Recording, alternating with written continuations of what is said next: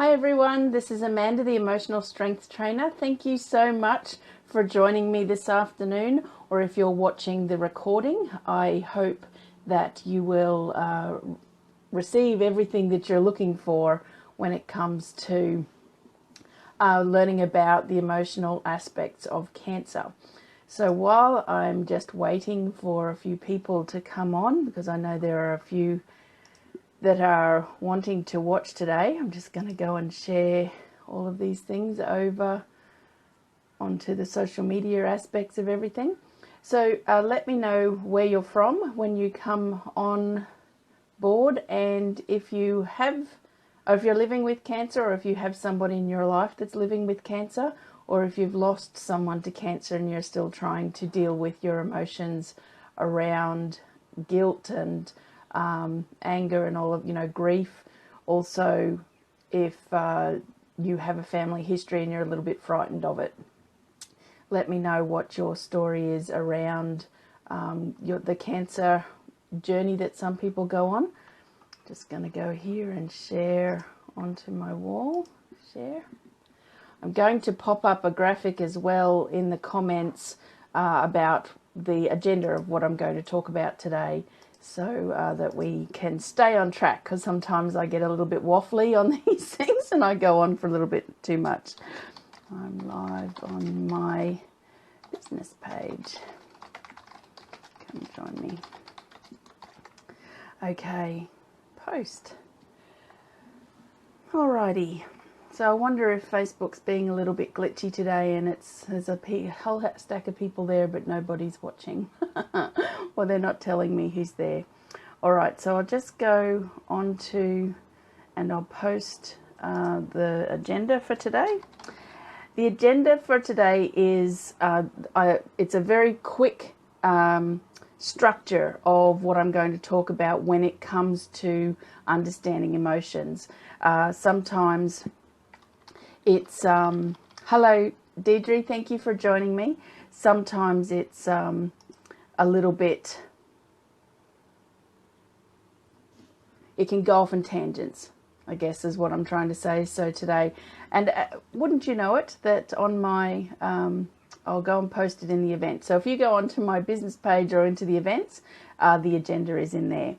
Okay, so let me run through the agenda for you. Today's agenda is based on medical and natural working together, the issue of fear, the trio of health. I'm going to speak to you about what the trio of health means, soul agreements, that we can't take a cookie cutter approach to anything to do with cancer, emotional trauma and how it leaves a footprint within your energy system or your cellular memory, and what cancer means emotionally. I'm going to get the book that I use and I'm going to talk through that. So if anybody is watching and they have cancer things on, I'll be able to give you the emotional basis to what the cancer is that you have, hopefully.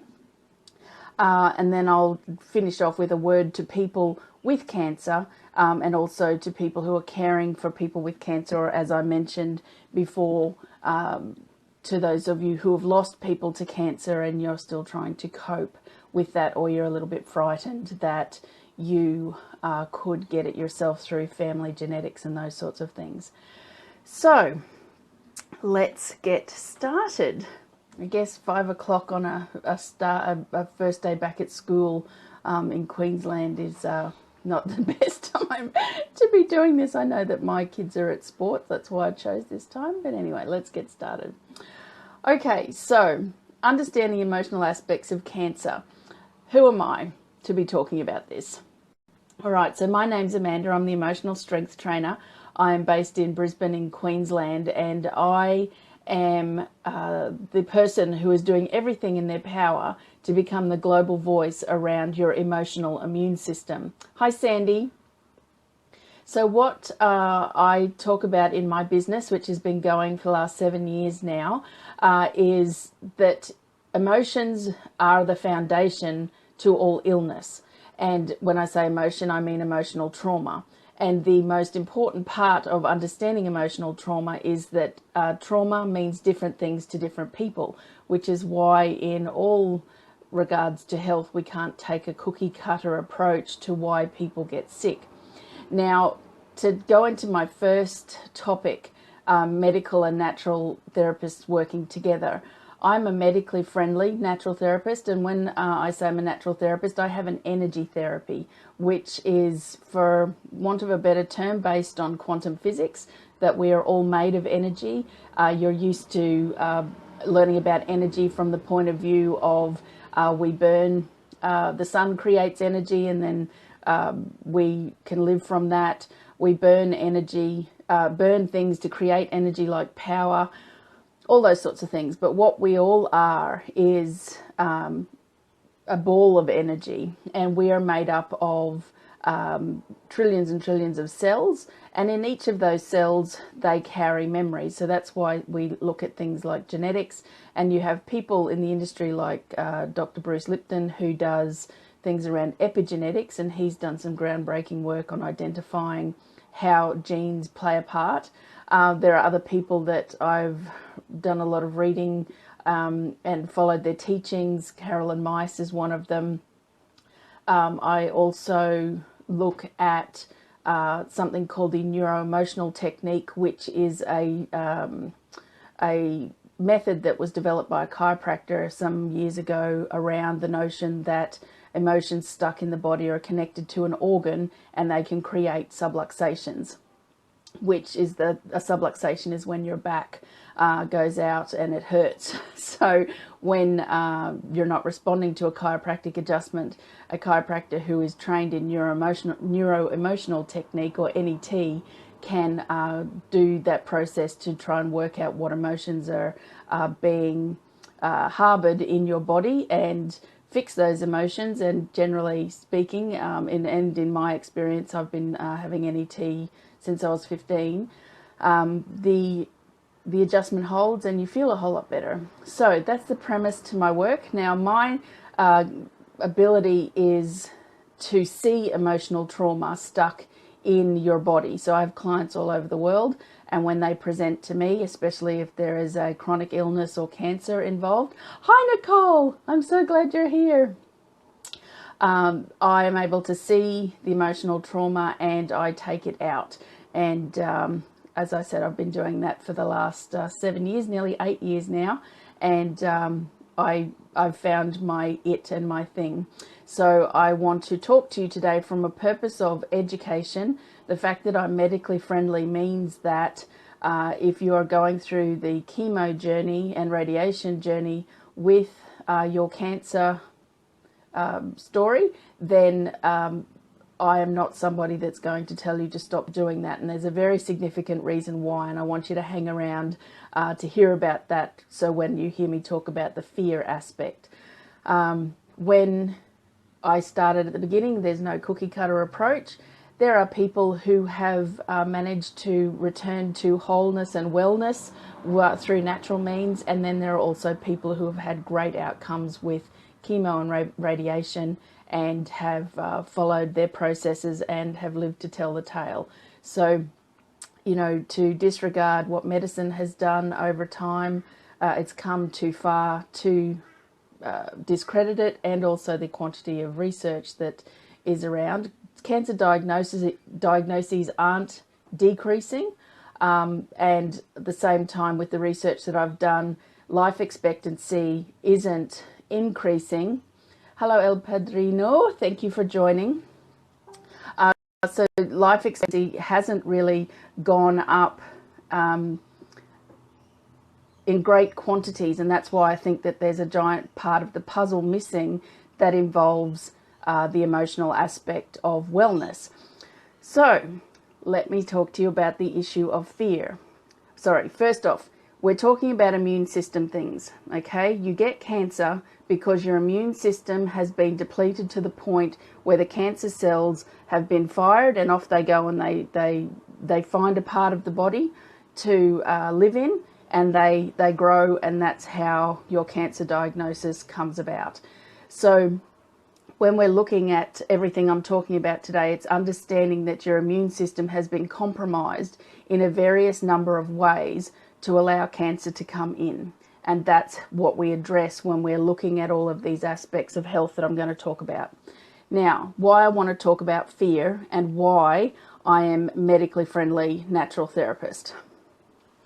If you have been brought up in a medically based family, so you have been to your GP, you have been brought up with antibiotics in your life, you have had surgeries and all of those sorts of things, and the parents and the grandparents before you may have had a number of chronic issues in their life, etc.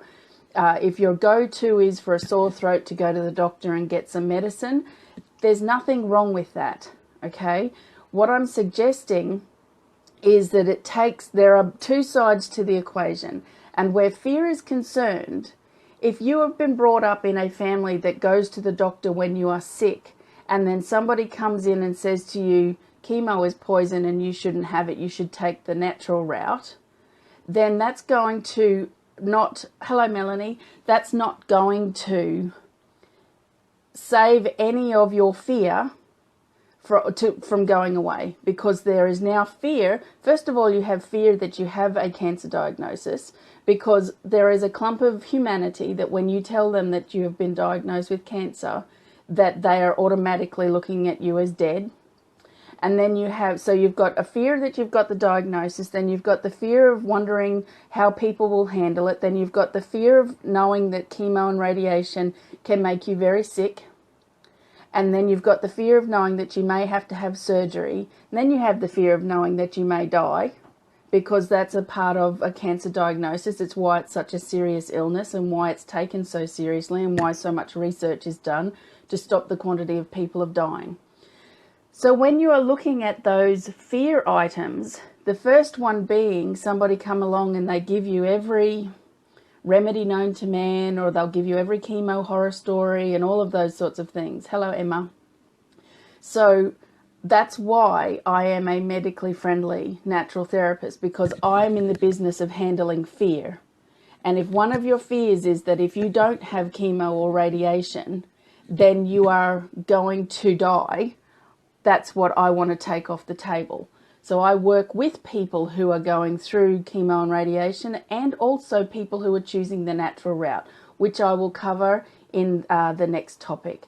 So hopefully that's addressed the notion of me being natural therapy in conjunction with medicine, so that everybody knows that this is a whole different kind of education as to why looking at emotions is so important across any illness, in fact, from a sore throat, overwhelm, anxiety, depression, all the way through to your autoimmunes, chronic illnesses and cancer. If you look at your emotional foundation, then you have a very, very, very good chance, and you can also step up on your expectation that you are going to have much better outcomes to somebody who doesn't address the emotions. Now, the trio of health. The trio of health is the foundation of the work that I do, and it covers three major aspects, and then I chuck in a fourth, but it still looks like a triangle because the fourth floats around at the top. So the three aspects that I work with, and in my lifetime of learning about health options, which started very early, I'm so grateful to my grandmother, who was very forward-minded and out of the box when it came to health issues. The trio of health is, you have a triangle with chemical, so that means what you put in your mouth, both from the point of view of the food that you ingest as well as your medicine. Structural, which is the other corner here, which is where I recommend things that, hello Carla, the things that I recommend around your structural health, and again, I'm talking chiropractic, osteopath. You can look at things like Bowen therapy that works on the fascia, acupuncture, which works on the meridians. You have all amounts of remedial massage, all of those sorts of things. Because what happens from the chiropractic point of view, you have your brain, and you have your spinal nerve comes from your brain. This is your operating system. Your spinal nerve comes from your operating system, and every nerve comes from that out to different parts of your body and attaches to different elements of your body and organs and tissues and all those sorts of things. So if you have any subluxation or trauma in your spine, and trauma can start from birth. If you look at the birthing process, sometimes yanking babies out and the angle that they've come out with, if they've had a dodgy shoulder or they got jammed in or anything, or what are they? I call them grippers, but that's not the term. Whatever the forceps are that can grab babies, babies that are born feet first, etc. There is a lot of stress on the spine. So if you go to a chiropractor, physio, anybody that can help your spine to stay in its natural state and remain healthy, the subluxation is freed, and then the messages go through your spine, which boosts your immune system. I have been going to a chiropractor since I was 10 months old. I'm now in my mid-40s. I have had a very good immune system throughout my lifetime because of that. And then that, together with the food, the chemical stuff that what we eat, understanding food intolerances, especially when it comes to the notion of inflammation. There are foods that we eat that don't agree with our system, and often they create inflammation. There is a lot of research around that cancer feeds on sugar, so that people suggest that you take sugar out of your diet. And I'm talking medical nutritionists, naturopaths, dietitians. All of these people, there is science around that will prove, or that has proven that a low sugar diet will help your outcomes, okay? So together with a good immune system from a structural perspective, through to making sure that what you ingest is high quality for your body. Again, there's no cookie cutter approach here, because what I might be intolerant to, you might be intolerant to. And here's the thing about food intolerances. They aren't cookie cutter either. Inflammation in my body will show up in different ways to inflammation in your body because of the emotional patterns that are going on in your life, okay, or the emotional stories that are going on in your life. But the rule of thumb, if you want a good first step from a layman, I will always say to you, go to a professional. Nicole works with an excellent centre here in Brisbane that has amazing, and you're a nutritionist too, aren't you, Nicole? I think. Sorry if I've got that term wrong. But you want to go to somebody that can analyse blood tests and give you a very good picture of what the food you're eating is doing within your body, okay? In conjunction with your medical team that is giving you blood reports based on what kind of cancer you have and what it's doing. So if something is estrogen based, it's going to feed off different things to a different based kind of cancer, okay? So when you have those two underway and you're investigating different ways, and you can, one of the things I will recommend when it comes to food things, see an applied kinesiologist or a kinesiologist. They can tell you straight up if you have a food intolerance. It's accurate and it's instant. You put the stuff on your tongue and your arm will go, you won't be able to hold up the pressure of the pushing down. So that's a really good way of working out what you're allergic to or what is an intolerance in your system. And then the area that I cover, the emotional aspects of the trio of health. Everything in your life creates an emotional footprint, okay? Now, which leads into my next subject, which is soul agreements. When you have something happen in your life based on your soul agreement of why you came here and who you chose as your parents, it will show up in how you handle it and where that will go in your body. So different parts of your body hold different emotions, okay? I will get onto that in a minute. So that's the trio of health. You look after your emotions. One of the things in society today, and part of my my teachings and my practice when I'm working with my clients, is there is an era that said to you to find the positive. And in finding the positive, you should know wellness, and that's mindset stuff. But from my mind, we have an anatomy of awareness. There are 3 levels to awareness and understanding, and the emotional aspect that I work on is the bottom, the foundation of the anatomy of awareness, where you aren't able to recognize when there is a trauma unless you start joining the dots. Okay, you can only join the dots backwards, so that's where I help you go through by talking about it. The 4th aspect of my trio of health is spirituality. Now that can, if you're somebody that was brought up in a religious home and you have your religion as your support, then stick with that. Spirituality for me is tapping into a higher power and knowing that we are here having a human experience. We're a soul having a human experience, not the other way around. Okay, so soul agreements. We chose our parents. Okay, so we were sitting there and we chose who were going to be our mum and dad, and however that looks in your life. And it's like your soul is ready to come, so over you come.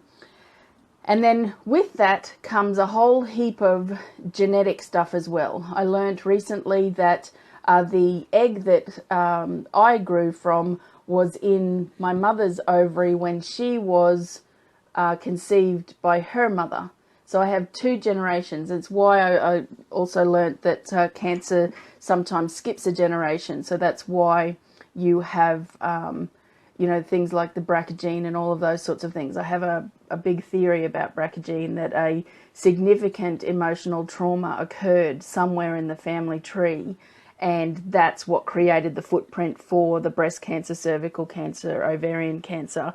And so it's very important that anyone, in fact, write down any emotional trauma that you've suffered in your life and put it somewhere. So perhaps with your will or something like that. So if you do pass, then there is a story attached to somebody who has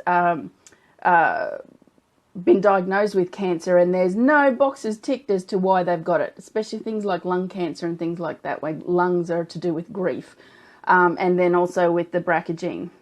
That's something that I'm hoping in my lifetime that I will have research and study on to prove my theory.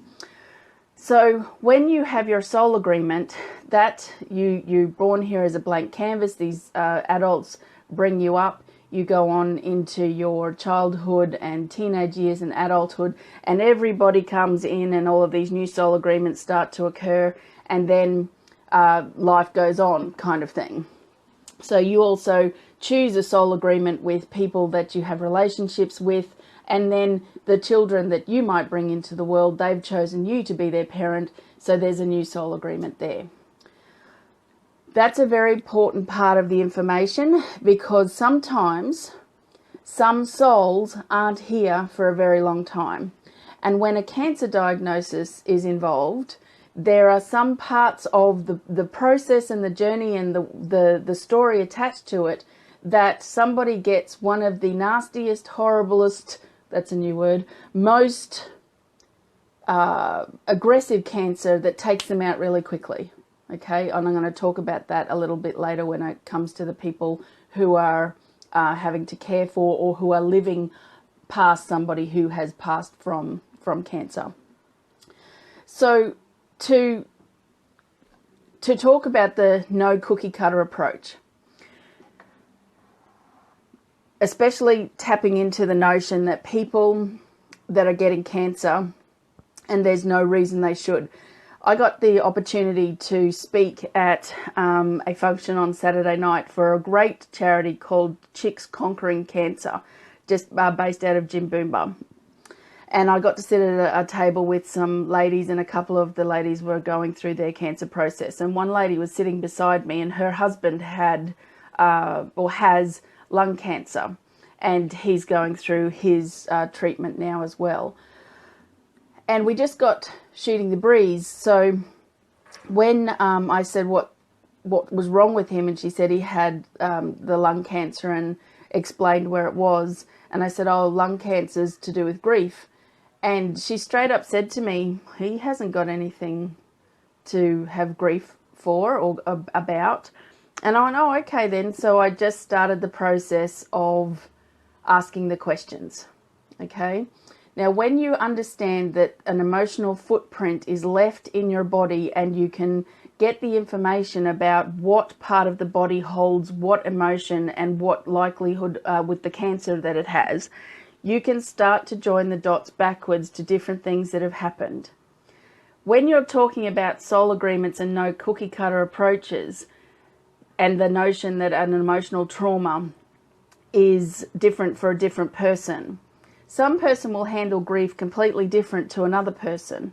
Okay, losing a pet may create such a sense of grief for a person that it can set the cancer cells off, in conjunction with the other elements of life, because they talk about eating good food and exercising and all of those good things that can help prevent cancer. There is science behind that as well. So when I was talking to this lady, I was sitting beside and I just started asking her things. I said, "Oh, has anybody died in his family?" It started to come out. So the initial reaction could be from somebody, no, that's not true.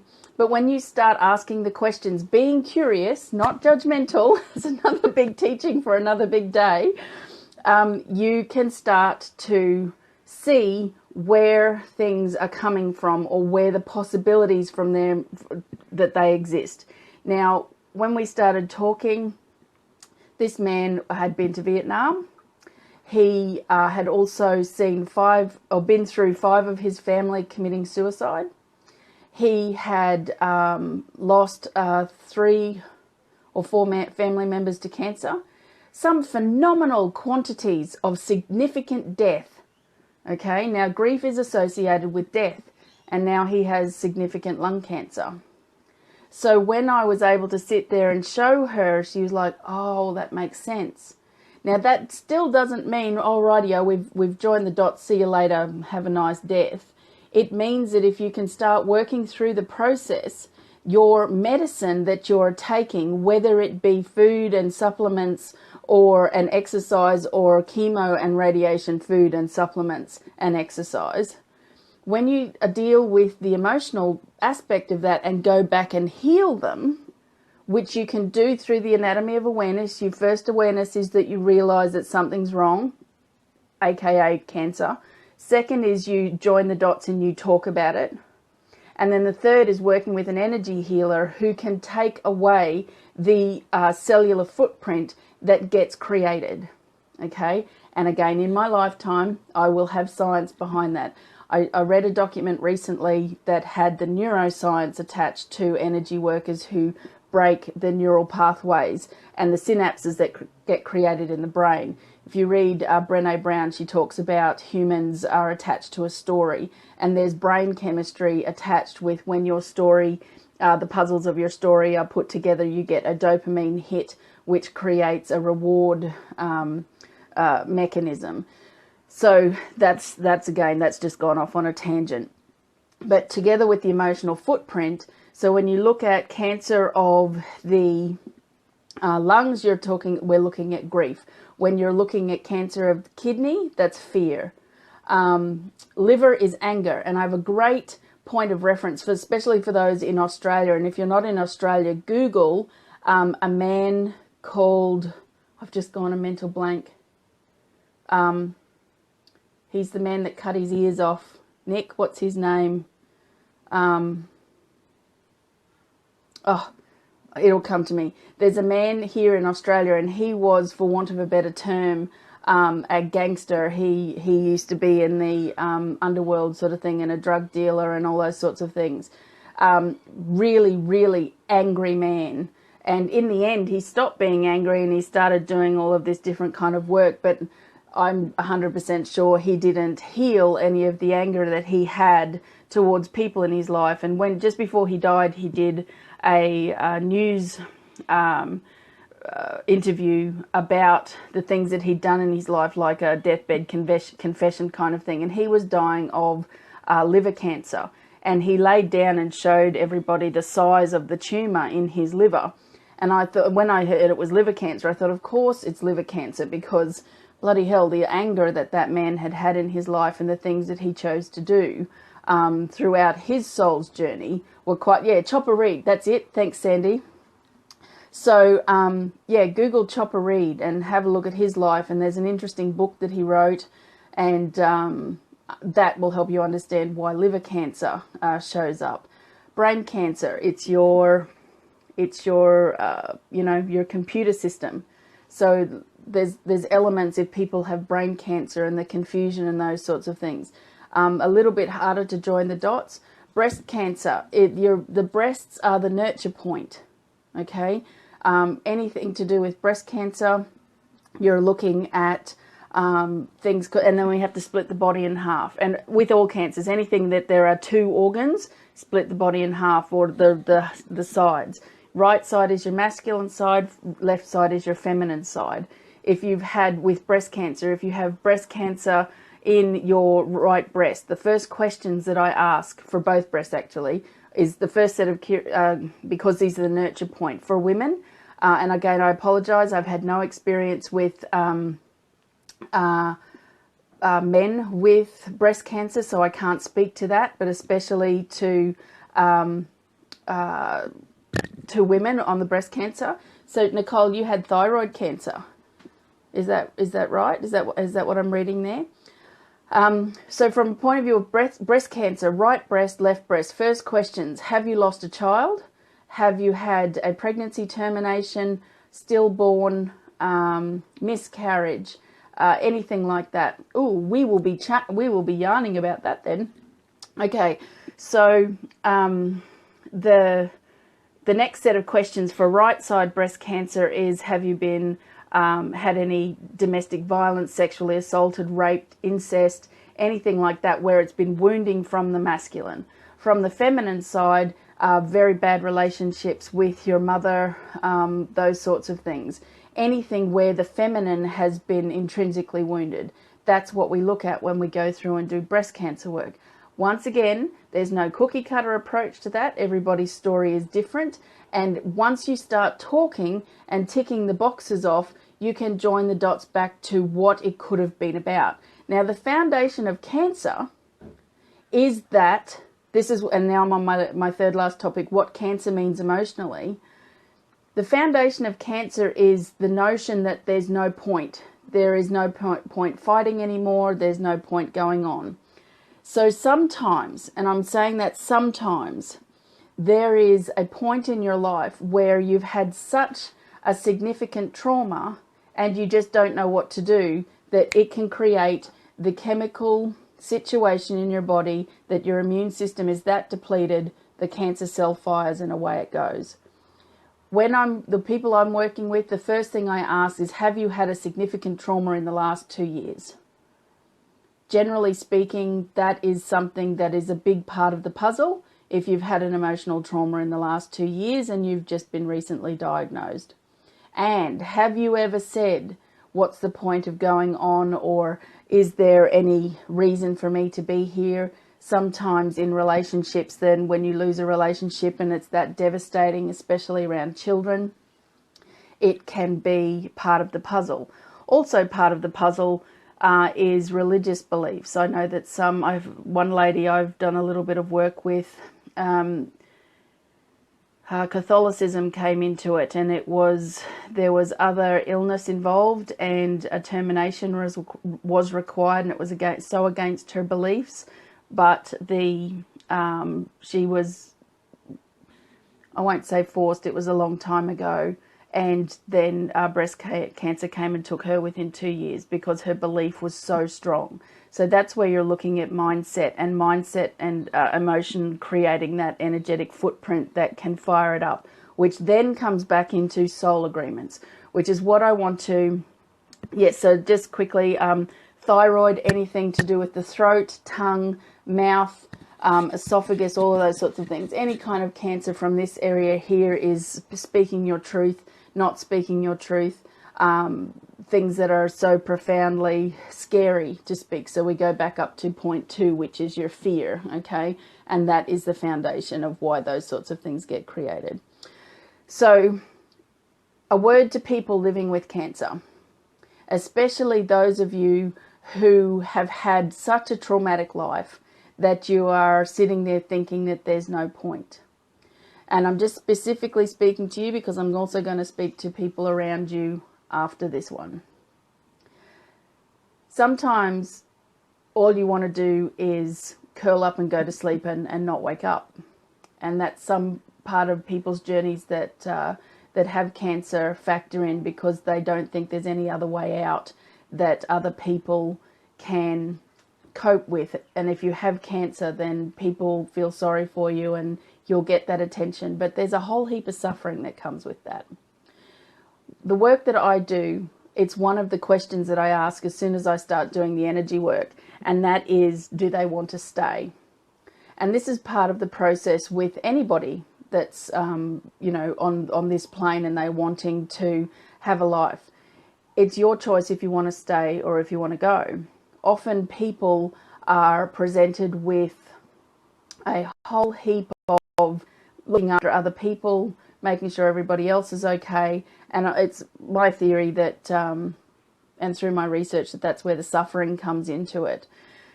So when you're diagnosed with cancer and it's taken you unawares and you've done that joining the dots thing, when you heal the emotional footprint that you have lived, and again in my research, the people that I've spoken to with this theory have had some pretty horrible things happen in their life. So when it comes time that if you can heal these emotional footprints, your zest for life could come back. But I'm saying could because in some regards, some people just don't want to stay. And I'm giving you permission to say that out aloud and let go. Because the social implications of somebody saying, I don't want to be here anymore, can be so horrendous that you tend not to. And then there's suffering involved.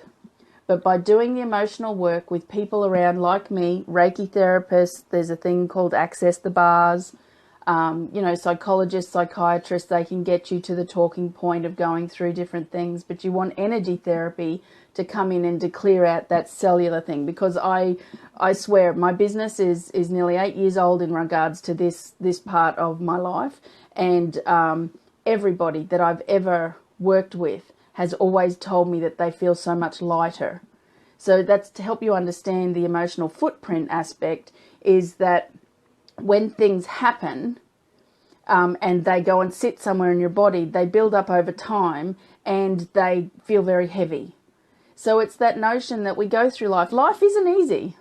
Things will show up in your life and they're going to be hard to get through. But when you have the tools in your little bag, you can get through them quicker. That's why I call that kind of work is getting to your core happiness. And once you've got core happiness, your ability to get through things is a whole lot more. Sometimes for some people on their soul's journey that have got a cancer diagnosis, a simple, hell no, I'm not going anywhere, I've got too much to do. That's enough for all of the medicine to work and then to do those sorts of things. This is where I want to talk to you about secondary cancers. If you don't do the emotional work, even at the very foundation, just to cover the fear of the fact that you have been diagnosed and you could die and you could leave your family, if you don't do the work to just cover that part, that opens a doorway for secondary cancers, because the medicine might do its thing and then all of a sudden, that's why they give you the 5-year window of time. You have a secondary cancer because you haven't dealt with stuff and it could take you out, okay? Because there's this element of you and your soul that's gone, you know what, I'm tired, I want to go. So again, that is okay to acknowledge that. If people around you don't understand, find somebody that you can trust, that you can say that out aloud to, because here's another thing. Speaking that truth out aloud will create a fountain of freedom, which in order to do that, and knowing that nobody's going to burst into flames when you say it, can create the space that your soul sits there and goes, you know what, this isn't so bad, I might hang around. And then you become one of those great people that are the other side of the statistic, not the 1 in 3 people dying of whatever cancer. You're the other 2, okay? So that's for your journey and what you're doing and what you're going through. Now, I would like to talk to the people who are living with or helping people with cancer. There's just a comment here. When you are ready, what is brain cancer associated with? Yes, I'll get the book in a minute, Sandy. Okay, so this is talking to the people who are living with people with a cancer diagnosis or who have lost people to a cancer diagnosis. Humans are a funny breed. You are going to have a person who is going to have every treatment known to man thrown at them, and they will not respond, and they will go relatively quickly. You will have people who will go through and, like, that's, you know, when I say everything's thrown at them, they will do all sorts of things and nothing will change. Then you'll have people who'll get their diagnosis and will do nothing. They'll sit there and say, I'm going to beat this, I'm going to beat this, but they won't change their diet, they won't start moving, they won't start doing what the doctors are suggesting, they won't take natural remedies, they won't take medical remedies. They might change their diet for 3 or 4 days and then go back to what they were doing. That's their choice. That's what they want. And the best thing you can do is love them as they go through the process. Now, if you have somebody in your life who is doing something that you wouldn't do, again, you have to, I want to acknowledge that when you have somebody in your life and you love them, your fear kicks in as well, and it's like, I can't lose them, I don't want to lose them, I don't want a life without them. Because it could be so horrible. Fear, the foundation of fear is that it will be the death of you. So when you're presented with somebody in your life with a cancer diagnosis, you can sit there thinking, they're going to die, I'm going to be on my own. And then you hide that, or you swallow that, so that you don't upset them as they go through their journey, and you don't want to create a burden from them, which in turn can make you sick. Not cancer sick, but not on top of your game, okay? Because that stress that gets involved is significant. So what you need to do, and I want you to also seek out somebody like me, energy therapist, to speak your truth. So if somebody is in your circles that you love that's going through cancer and they're not doing what you think they should, or they're not responding how you think they should, or you're getting frustrated or angry, your phases of grief are starting early and they're not even dead. So I want you to go and find somebody and talk about it. Journaling is also good. When you journal, you must speak it out aloud. You must get your voice box to rattle, because there is science behind the rattle and the vibration in your voice. Let stuff up out of your head. A great technique is imagine that person sitting in the passenger seat of your car and go for a drive, and then you just tear them a new one. And this is also really good for people who have lost somebody to cancer. Being really angry at them for leaving you. That's really important to get it out. Once you get it out, it will stop taking up real estate in your body, and you will be free to cope and process and get on with your life. The one thing that happens with a cancer diagnosis is life goes on. Okay, it's one of those times where you get to find your voice. Just like Nick, who's watching, she's had thyroid cancer. She must have spoken her truth, because she is now living a beautifully healthy life and doing what she loves doing. And we've started a friendship over social media. It's been excellent.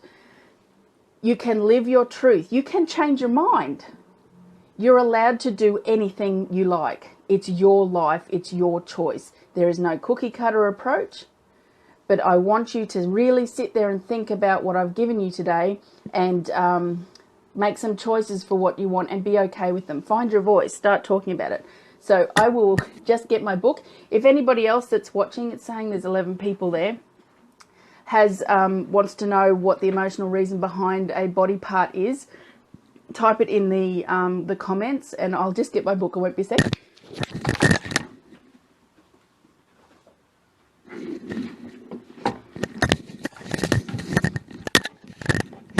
Okay, so this is the book, or one of the books that I use, The Secret Language of Your Body by Ina Segal.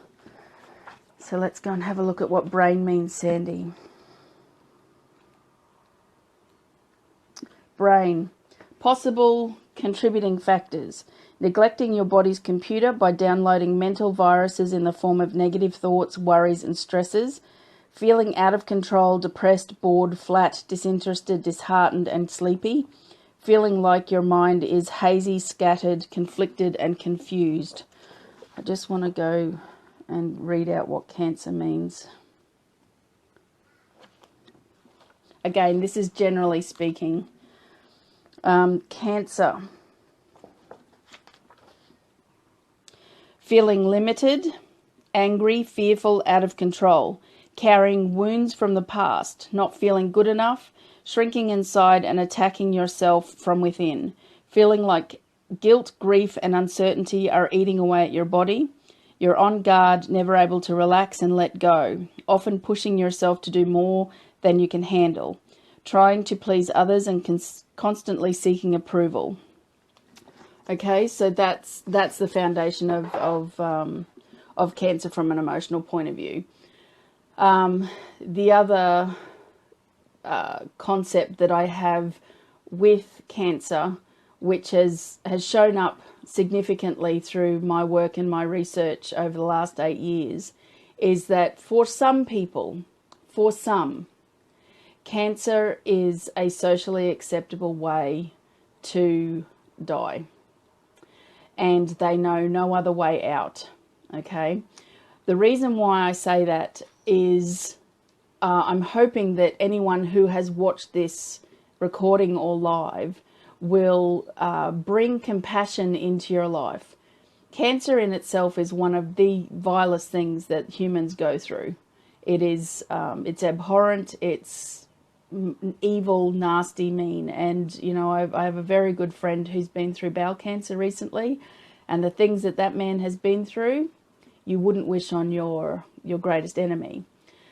So the reason why I say my theory is that for some, it's a ticket out, and they need the most compassion. It's because their life has been that gross that they have no other method of belief on how to cope or how to get through or what to do next. And those stress chemicals that have been in their brain have been that depleted for that long that their immune system gave up the ghost. Okay? In my experience today, Cancer is not a death sentence. I had the great honor of helping a girlfriend's dad pass last year. He had a cancer diagnosis, and his outcome was quite fast. And I was able to, because we were best friends, I was able to talk about that notion with her to help her with the process. But one of the biggest things I want to encourage you to do with anybody that shows up in your life with a cancer diagnosis is to stay away from the concept that they're dead. The sadness that you should feel is for the stuff that's coming and the stuff that they've lived through for it to show up. Now, when we're dealing with genetic cancer, that's a whole different kettle of fish, but there has to be triggers. We need to talk about triggers, which is another video for another day, because I've been talking for nearly 50 minutes. So I was going to go for half an hour. Clearly that is not the plan on these things. So final tip, do your best to stay in compassion. Do your best for yourself. One of the biggest things you can do in your journey is to forgive your soul for coming here and living through all of the things that you've lived through. That's your first element of awareness that will create the biggest amount of healing, is to going into understanding about soul agreements and why your soul has chosen the people that it has this lifetime and what you've come here to learn. One of my other best friends, Emma Conway, she's a HR person up at Harvey Bay, said to me once, you win some and you learn some. Every time you are given the opportunity to grow through something, it will come up and it will give you time. Okay, it doesn't matter if it's 3 months, 12 months, 5 years, you've got time. And my final bit of advice is, if you are terminal and if everybody has said that there's nothing more that can be done, please still seek out a, that breaks my heart when that happens. So as you can see, even though I'm an emotional person when it comes to cancer, when somebody is told there's nothing more that can be done, it's a bad day. But it's a day, and there is still time to come where you can sit there, find an energy therapist, do the work, free your soul before you pass, so that when you transition, your soul is free. You deserve it. Life can be shit sometimes, absolute shit. And the worst thing that you want to do is take this stuff with you. So I hope that today has been a lesson for you, that you are able to go away and do some work on it. I do have a group which is on the bottom of my agenda. It's called CARMY, and it is specifically designed to help people with their emotional trauma on a weekly basis, and it's gentle. As you can see, I'm quite passionate about the topic of cancer and health, and I have worked with a clump of women who have had amazing outcomes. They're with breast cancer. Their symptoms during the process with their chemo and radiation was so greatly reduced. The last lady I worked with, she lost a little bit of hair, but she kept her hair and her eyebrows and her eyelashes, and she had periods of tiredness that lasted about an hour at a time. But she also followed the trio of health as well, and I was brought onto her health team to help her with her fear and her emotions. And as with everything that I've said about the cookie cutter stuff, it wasn't a cookie cutter answer to what was going on, but we got it and we worked it out and we healed it and we made positive changes. And she's come out the other side in a very glowing example of what it looks like to have a blip in your life known as, oh yes, I used to have cancer, or I lived with cancer once. Okay.